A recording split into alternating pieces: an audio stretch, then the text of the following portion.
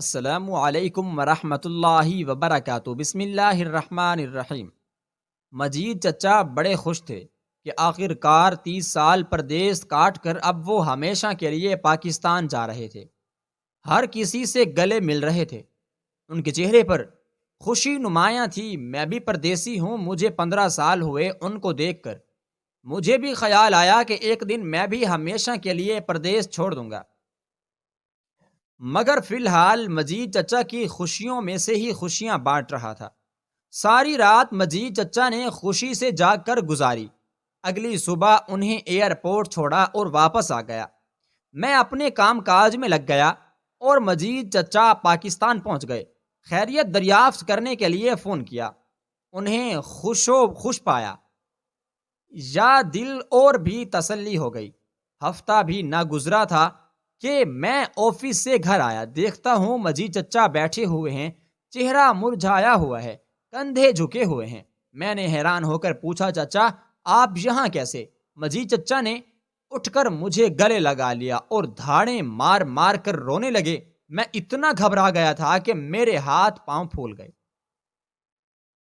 میں نے چچا کو زور سے گلے لگایا اور انہیں چپ کرانے کی کوشش کرنے لگا۔ چچا کے آنسوں شاید پاکستان میں ہی خشک ہو چکے تھے۔ میں نے کھانا بنایا، مجید چچا نماز پڑھنے گئے۔ کھانے سے فارغ ہو کر میں نے دریافت کیا، چچا بتائیے تو صحیح کیا ہوا ہے؟ چچا نے بتایا کہ ان کے 3 بیٹے اور 2 بیٹیاں ہیں۔ دونوں بیٹیوں کی شادی یہاں رہ کر دی تھی۔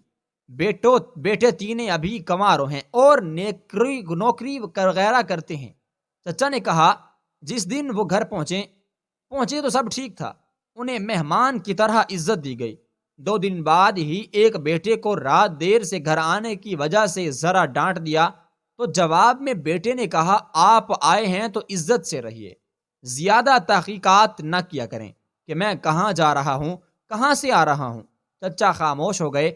اگلے روز چچا نے خود ہی اس بیٹے کو پاس بٹھا کر اس سے معذرت کی اور اس کا موڈ ٹھیک کیا۔ مزید 2 دن گزرے تو دروازے پر دستک ہوئی۔ باہر کوئی لڑکا ان کے بڑے بیٹے کو بلانے آیا تھا۔ اسی بیٹے نے دروازہ کھولا۔ ڈرائنگ روم میں بیٹھے چچا مجید اپنے بیٹے کی اس کے دوست سے گفتگو سن رہے تھے۔ دوست کہہ رہا تھا، 4 دن ہو گئے ہیں تو رات کو باہر نہیں آتا، ہم تیرا انتظار کرتے رہتے ہیں۔ بیٹے کا جواب تھا، یار ابا آیا ہوا ہے، یہ چلا جائے تو آزادی ملے گی، جب سے آیا ہے ناک میں دم کر رکھا ہے۔ اس کے الفاظ چچا مجید کے دل میں خنجر کی طرح پیوست ہو رہے تھے۔ شاید چچا کے کانوں نے ہی مزید سننے کی طاقت گنوا دی۔ چچا بے ہوش ہو گئے۔ وہ کئی گھنٹے اسی کمرے کے فرش پر گرے پڑے رہے۔ جب ہوش آیا تب بھی خود کو اکیلے ہی پایا۔ چچا کی بیوی اپنے محلے کی چند خواتین کے ساتھ شاپنگ کرنے گئی ہوئی تھی اور بیٹے گھر سے باہر تھے۔ چچا اپنے خالی مکان کی دیواروں سے عجیب باتیں کرنے لگے۔ کبھی کہتے، میں غلط ہوں، کیا میں اتنا غلط ہوں؟ میں نے کیا نہیں کیا؟ کیا میں اتنا غیر اہم ہوں؟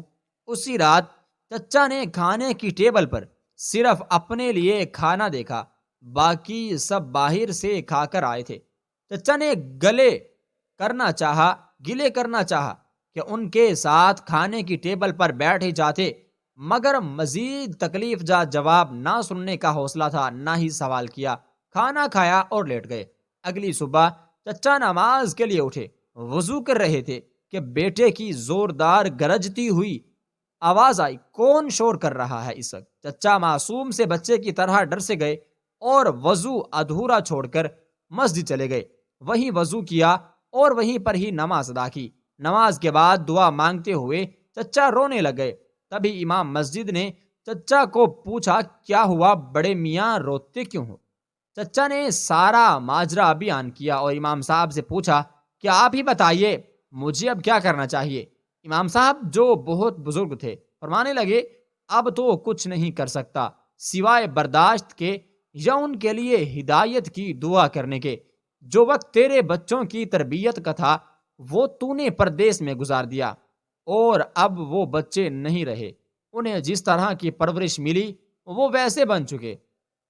اب یا برداشت کر یا ان سے الگ ہو کر کہیں اور رہ لے۔ چچا واپس گھر گئے، بیوی سے تمام حال بیان کیا۔ بیوی نے بھی کہہ دیا، میں تو پہلے ہی کہتی تھی کہ واپس آ کر کیا کرو گے، وہاں تو پھر بھی نوکری تھی، پیسہ تھا، یہاں فارغ رہ کر بچوں سے تانے ہی سننے ہیں۔ چچا کو اپنے کانوں پر تیسری بار یقین نہ آیا کہ یہ ان کا وہم ہے، کوئی ڈراؤنا خواب ہے یا کڑوی حقیقت۔ غرض چچا نے بینک میں رکھی ہوئی رقم سے واپسی کا ٹکٹ خریدا اور بنا کسی کو بتائے وہ اپنے گھر کے دروازے کو چوم کر یہ کہتے ہوئے نکلے کہ اے میرے وہم کے، تو میرا گھر ہے، میں تجھ میں رہنا چاہتا ہوں پر وہم میں نہیں۔